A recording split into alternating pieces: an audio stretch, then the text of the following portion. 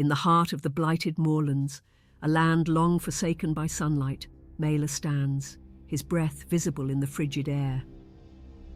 The mists swirl around him, obscuring the distant shadows of twisted trees and half-sunken stones, remnants of a world that once was. This land feels alive, pulsing beneath his feet, as if sensing his every step and mocking his unending journey. He grips his sword tightly, the blade rusted and chipped, an extension of his curse, forever bound to the iron wolf spirit that prowls within him. The air here is thick, cloying, with a stench that clings to the skin. The trees loom like ancient spectres, their branches twisted into grotesque shapes, reaching toward the sky in a silent plea. Maelor knows he is not alone. The spirits of the damned are here too, whispering and wailing, reminding him of their eternal suffering. His curse binds him to this place, to the artifact that could break it. Yet even that hope feels distant, as though the moorlands themselves conspire to keep him in their grasp. As he ventures deeper, the ground becomes treacherous, and each step threatens to pull him into the murky depths below. His iron-bound armor weighs heavy on his shoulders, a reminder of the wolf spirit lurking within, a creature as old as the curse itself. He remembers the first time he set foot here, in pursuit of freedom, and the revelation that shattered his resolve. The artifact is real, but so is the price for possessing it. From the shadows, a faint glow appears, a flicker of pale light like a ghostly torch, beckoning him forward. He knows it could be a trap, yet he is drawn to it, compelled by something beyond his control. The artifact calls to him, its presence a constant gnawing hunger that drives him to madness. He has seen its effects before. Other hunters who came before him, lost to its power, now mere echoes in the mist, forever seeking what they cannot reclaim. As the glow grows brighter, he steels himself, prepared for the horrors that await. He knows each step brings him closer to the artifact, yet further from freedom, bound to a cycle that promises no end. The Blighted Moorlands seem to shift around him, the path behind him swallowed by mist, leaving him with only one choice: forward. The hunt begins anew, as it always has, and as it always will for a warrior bound to the eternal hunt of the Iron Wolf. Maelor steps cautiously toward the ghostly light, his senses alert as if the shadows themselves might reach out and ensnare him. The moorlands seem to shift around him, and the glow flickers, revealing glimpses of shapes that skitter away in the mist. He knows these creatures well, twisted remnants of those who once sought the artifact, now cursed to wander as shades of their former selves. Every step he takes seems to stir them, their mournful wails echoing through the fog, a symphony of despair that chills him to his core. As he approaches the source of the light, he notices a figure in the distance, cloaked and motionless, as if part of the landscape. Maelor's grip on his sword tightens. He has met others in these lands before, though none have been allies. But there is something different about this figure. She does not seem like a shade, nor does she move like one. She watches him with a gaze that pierces through the fog, and when she speaks, her voice is low, almost a whisper carried by the wind. "Maelor," she says, as if she has known him for ages. "I have awaited you." Kaida steps closer, her form shifting as the mists play tricks on his eyes. Her presence is both familiar and alien, and her eyes gleam with an unsettling light. She tells him of the artifact, how it is guarded by an ancient curse, one that binds them both. "You hunt for the same freedom that eludes us all," she says, reaching out to touch the ground which reacts to her touch, sprouting dark tendrils that quickly recede. Maelor feels a strange connection to her, as if their fates are intertwined, though he knows not how. Together they venture deeper into the moorlands, the mist growing denser, almost as if the land itself is trying to swallow them whole. Kaida moves with a strange familiarity, as if she knows these lands better than he does. And yet her presence remains an enigma. She speaks of the artifact as if it is a living thing, something that hungers, something that knows them.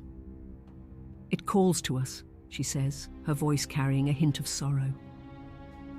Maelor understands, for he feels its pull too, a gnawing ache that drives him onward, despite the dangers that lurk. Suddenly, the ground trembles, and the mist parts to reveal a grotesque creature, a twisted amalgamation of human and beast, bound by the same curse that grips Maelor.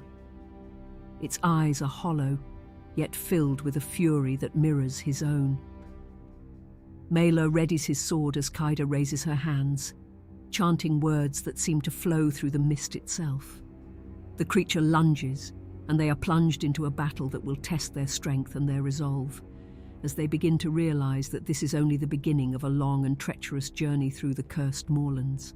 As the creature lunges forward, Maelor barely sidesteps its vicious claws, the ground quaking beneath its weight. He swings his sword, the blade colliding with a sickening crunch against the creature's grotesque form, but it barely flinches. Kaida, chanting in a language Maelor doesn't understand, raises her arms as shadows gather around her, forming tendrils that wrap around the creature. For a moment, they seem to have it ensnared, but it thrashes with unnatural strength, breaking free and letting out an unearthly scream that reverberates through the mists. Maelor feels the wolf spirit stir within him, a wild energy surging through his veins, amplifying his strength and senses. His vision sharpens, and he can feel every heartbeat of the creature, every tremor of the land beneath him. He knows this is the curse at work, binding him to the hunt. But in this moment he has no choice but to embrace it. He charges at the creature, striking with renewed vigor, his movements swift and precise, yet tinged with desperation. The beast roars, swiping at him, and they clash in a brutal dance of violence. Kaida watches, her eyes dark with determination, as she draws symbols in the air, casting a spell that encircles the creature with fire. The flames lick at its twisted form, illuminating the horror etched into its flesh.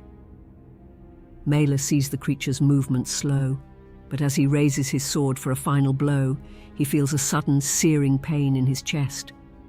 The wolf spirit, sensing the artifact's proximity, begins to tear at him from within, a reminder that his curse will not be so easily defeated. Struggling to maintain his grip, Maelor looks at Kaida, whose face is a mask of resolve and sorrow. "We are close," she whispers, her voice carrying an unspoken truth. She knows the curse that binds him, knows the price he must pay. As the creature thrashes in its last moments, Maelor drives his sword into it, the impact sending a shockwave through the moorlands. He collapses, the wolf spirit howling within him, threatening to consume him entirely. But Kaida is there, pulling him back from the brink, her touch grounding him even as the darkness threatens to take over. In the aftermath of the battle, Maelor and Kaida stand amid the twisted remains of the creature, their breaths heavy, the moorland silent once more. The mist parts slightly, revealing a path ahead, a path that leads to the heart of the curse, where the artifact awaits. Maelor knows that this is only the beginning, that the hunt will continue, driven by a force beyond his control. He glances at Kaida, who nods, understanding the burden they share. Together, they take a step forward, bound to a fate that promises no release. The mist thickens once more as Maelor and Kaida press onward, their pace slower now, each step a reminder of the battle they've just survived. The ground feels heavier beneath their feet, as if the moorlands themselves are resisting their passage. Maelor's grip on his sword is firm, though his body aches, the weight of his curse more apparent with each passing moment. He glances at Kaida, who moves silently beside him, her face set in a mask of grim determination, as though she too carries a burden he cannot see. Kaida breaks the silence, her voice barely more than a whisper. "The artifact lies close," she says, and her words carry a mix of dread and hope. Maelor feels the pull, a gnawing sensation in his chest, guiding him forward even as every instinct warns him to turn back. They both know that once they reach it, there will be no turning back, and the weight of their choices presses heavily upon them. The moorlands seem to pulse as if sensing their intent, the air growing colder, sharper, as if laced with hidden dangers. Shadows move in the distance, figures barely discernible through the thick fog. Maelor recognizes the shapes, other cursed souls, remnants of hunters like him, drawn to the artifact by the same unbreakable bond. They wander aimlessly, their forms twisted by time and torment, their eyes hollow but filled with a lingering pain that sends a shiver down his spine.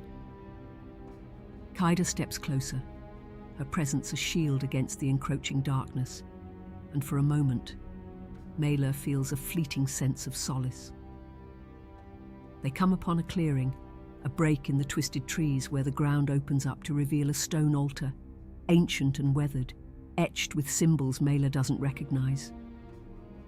The air here is different, heavier, almost suffocating, as if it carries the weight of countless souls bound to this cursed place. Kaida approaches the altar, her hand hovering over the symbols, her expression one of reverence and sorrow. "This is where it all began," she murmurs, as though speaking to herself.